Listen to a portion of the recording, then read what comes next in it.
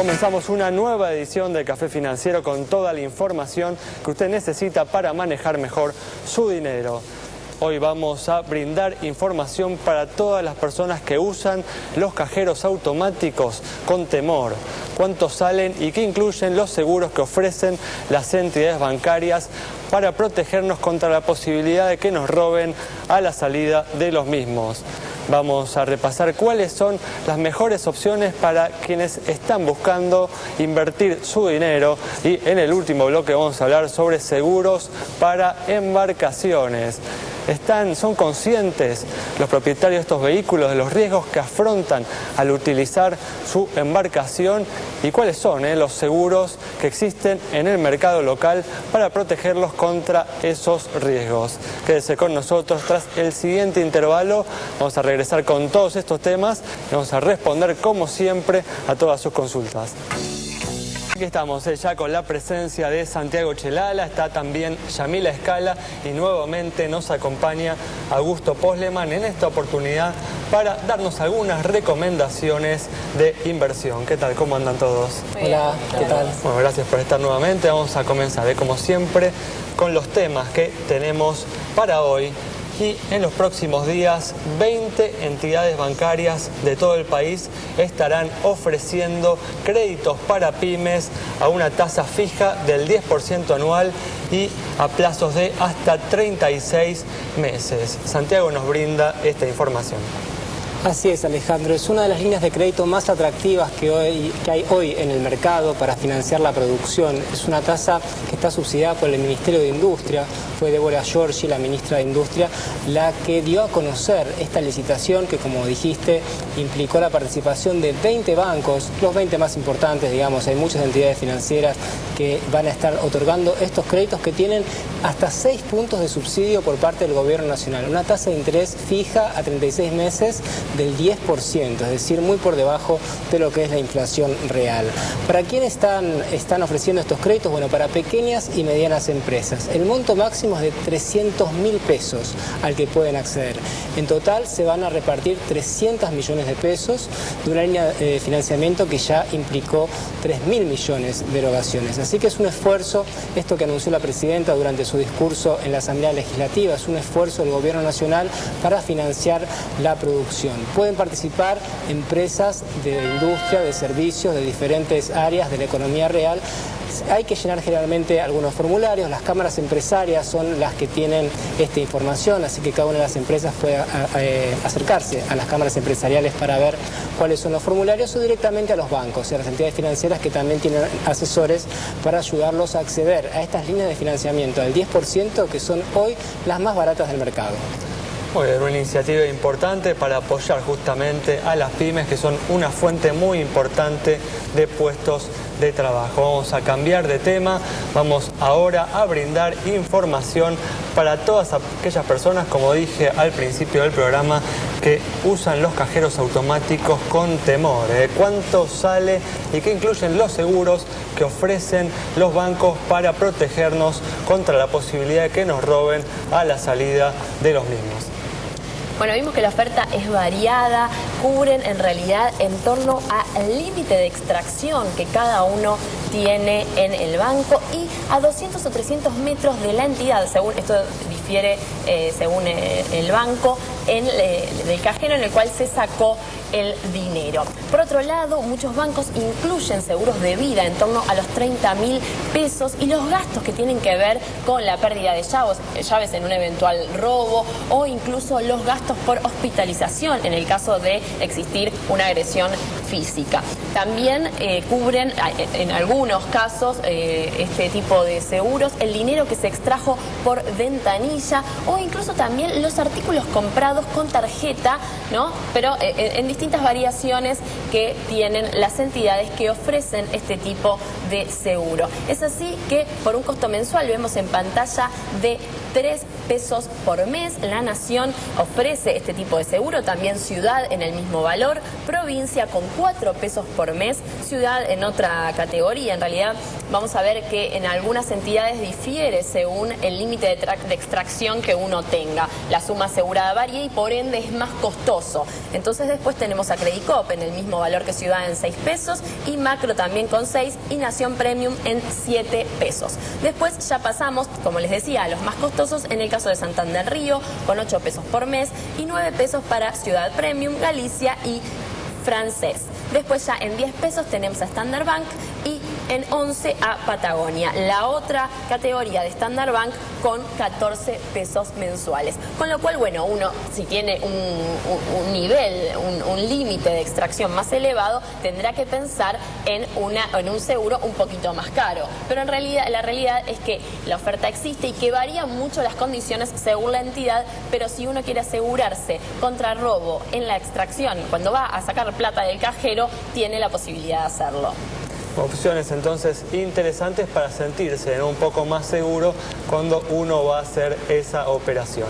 Bueno, vamos ahora a cambiar de tema y vamos a comenzar a analizar las recomendaciones de inversión para aquellas personas que están buscando colocar su dinero en alguna opción atractiva.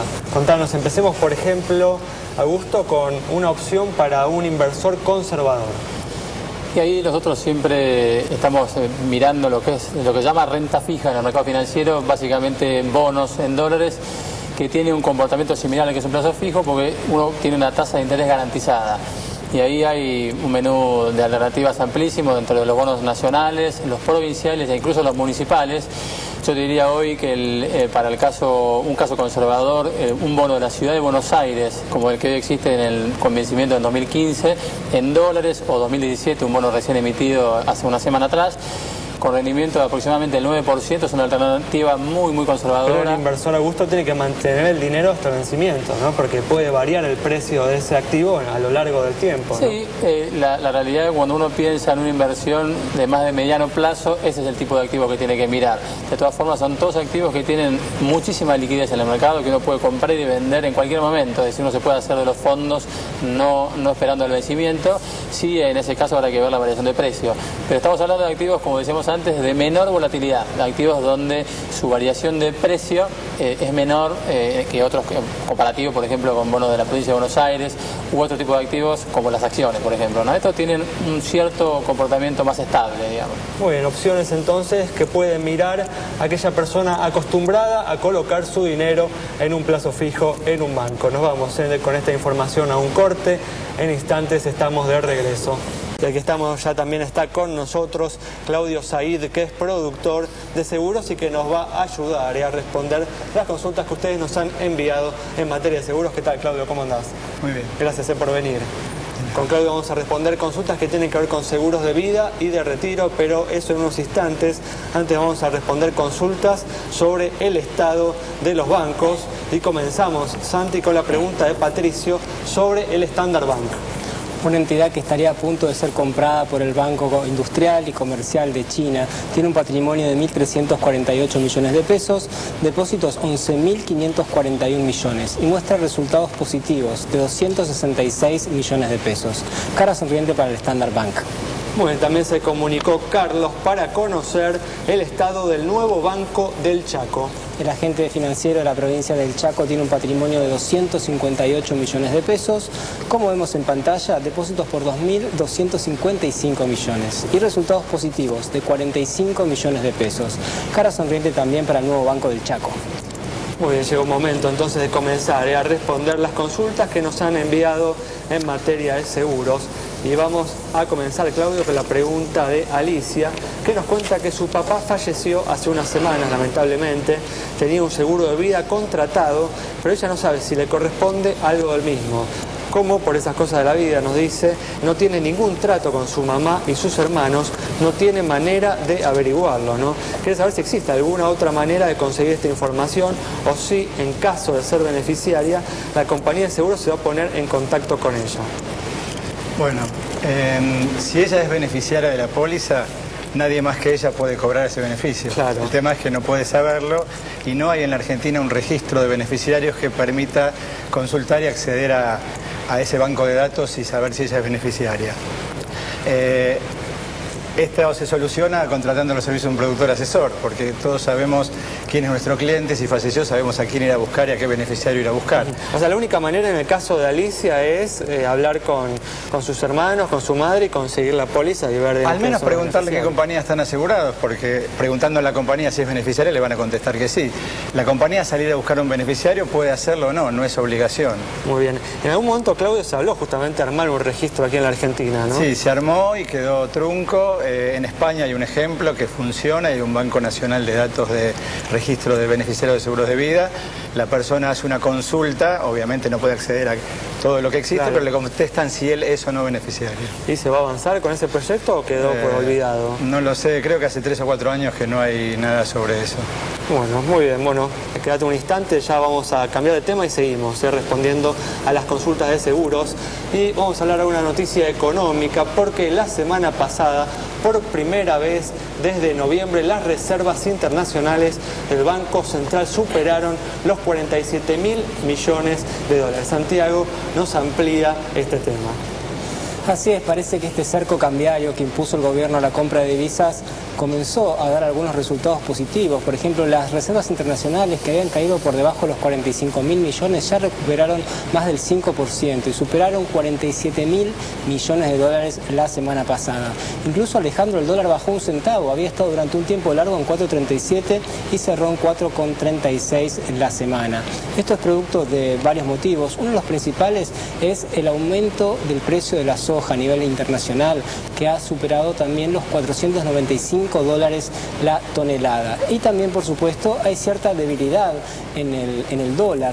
El euro se fortaleció como producto del positivo canje de deuda griega, y esto hace que un dólar más débil justamente limite las tensiones cambiarias que comenzó a sufrir el gobierno después de imponer estos controles cambiarios. Así que bueno, ahí tenemos una buena noticia en el marco de esta discusión por la reforma de la Carta Orgánica del Banco Central, las reservas en alza y el dólar estable.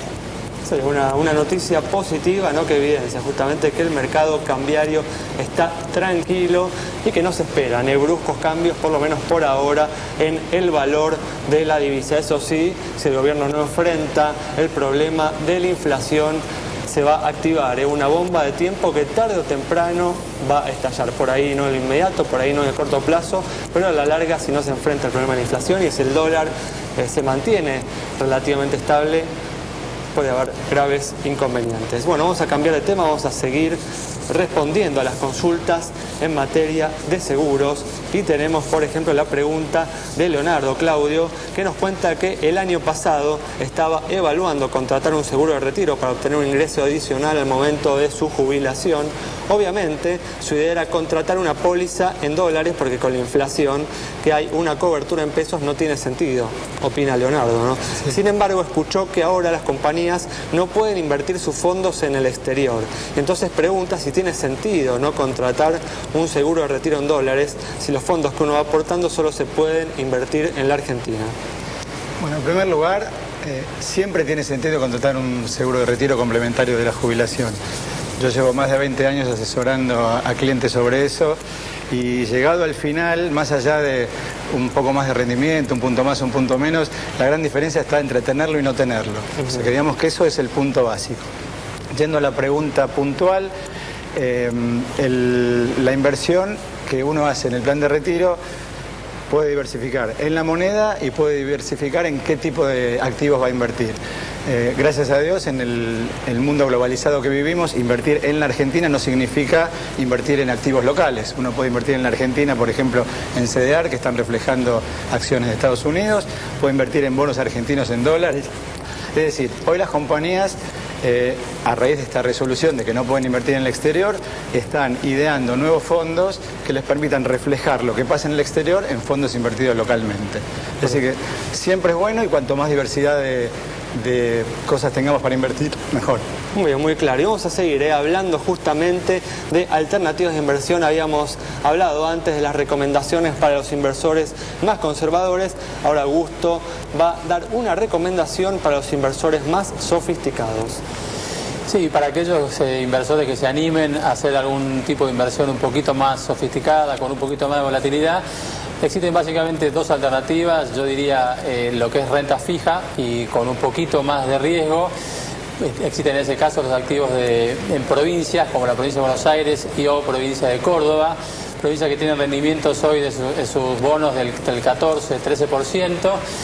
Y como segunda alternativa, quizás un poquito más volátil, y para quienes conozcan un poquito más, está el cupón atado al PBI, que es un activo que depende básicamente del crecimiento argentino y cuyo flujo de fondos o flujo de pagos está atado al crecimiento argentino, lo que le da una volatilidad en su precio diaria altísima. Esto es básicamente para quienes conozcan este tipo de instrumentos, ¿no? Muy bien, perfecto. Y ahora, antes de cerrar el bloque, vamos a contestar una última consulta, pero en este caso sobre el estado patrimonial de una compañía de seguros.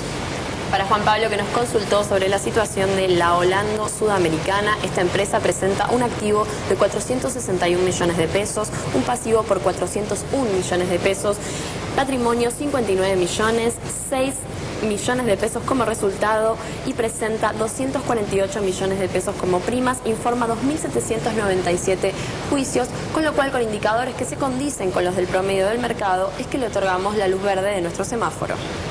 Muy bien, perfecto. Con esta información nos vamos a un corte. Quédese con nosotros. Al regreso vamos a brindar información, vamos a hablar sobre seguros para embarcaciones. ¿Conocen los riesgos a los que están expuestas las personas que tienen o que poseen estos vehículos? ¿Y cuál es la oferta que existe justamente en el mercado de seguros para proteger a estas personas contra los riesgos que enfrentan?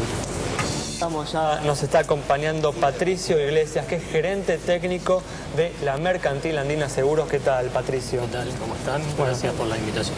Gracias a vos por haber venido.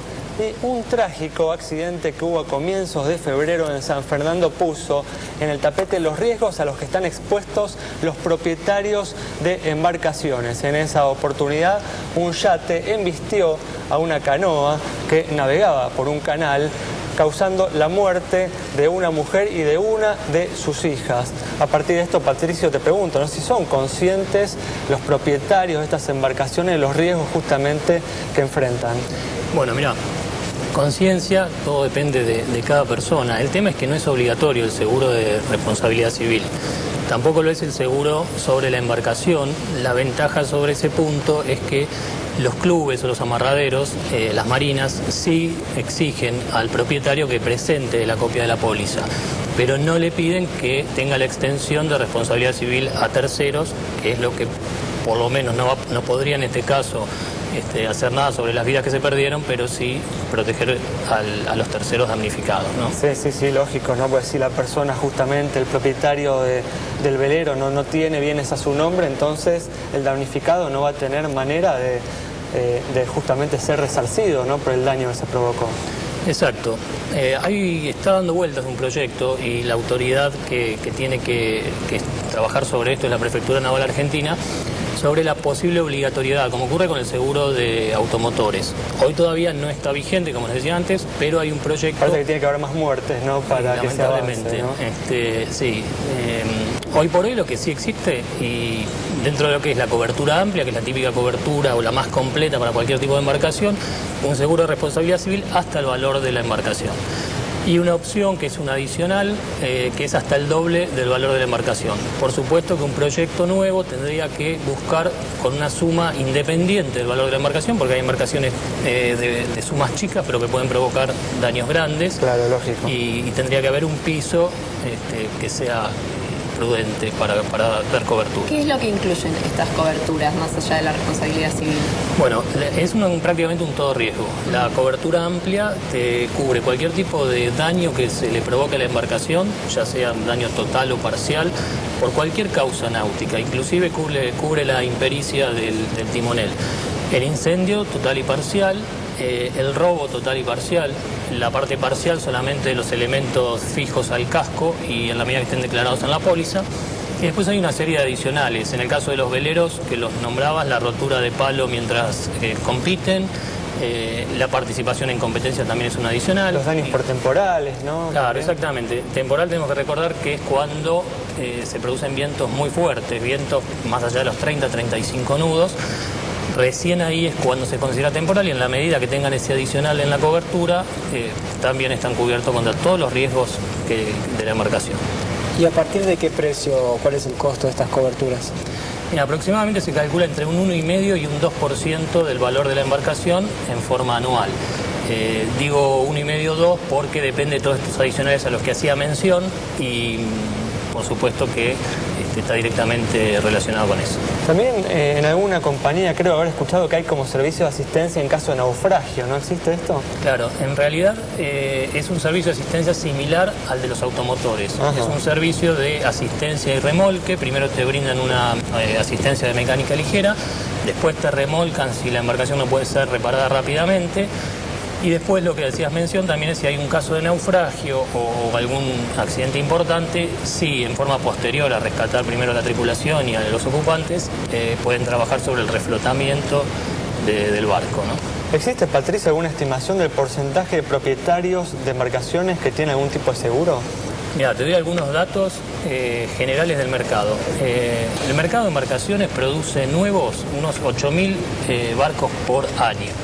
Y se calcula que hay registrados, se llama lo que es la patente de los autos, es el REI, el Registro Especial de Yates, 160.000 embarcaciones. Para compararlo con el nivel de penetración, tenemos que el año pasado se hicieron unas 15.000 pólizas de barcos, es decir que sabemos que es muy bajo el nivel de contratación de seguro contra embarcación. ¿Y cuál es la evolución de los últimos años y una posible proyección, ¿no?, del negocio? Bueno, lamentablemente accidentes como este y ocurren el río, lo que vemos en las carreteras cada vez más saturadas de autos se ve en el río, con la diferencia que no se pueden hacer ríos nuevos.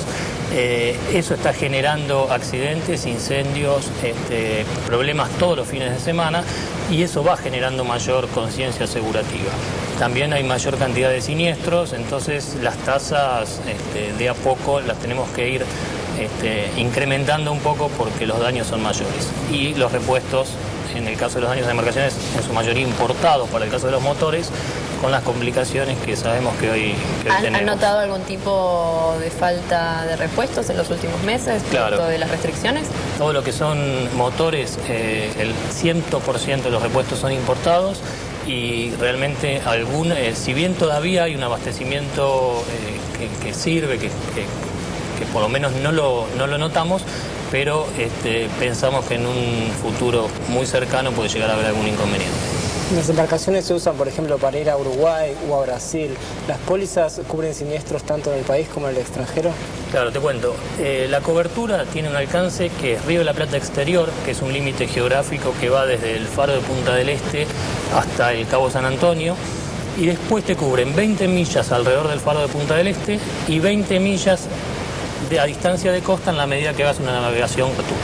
Y después en todo lo que son lagos y lagunas interiores del país, ahí también está la cobertura. Patricio, tenemos 30 segundos. ¿Cuáles son los siniestros más comunes para los propietarios de embarcaciones? Bueno, en el caso de las lanchas, la rotura de pata de motor. Los motores, la pata es lo que va abajo del agua y con troncos, con varaduras, rotura de hélices. Ese quizás es el siniestro más conocido en el tema de lancha y en el tema de veleros puede ser alguna rotura de vela, algún caso de mástil, pero eso es un poco más aislado. Muy bien, bueno, Patricio, muchas gracias por habernos brindado esta información.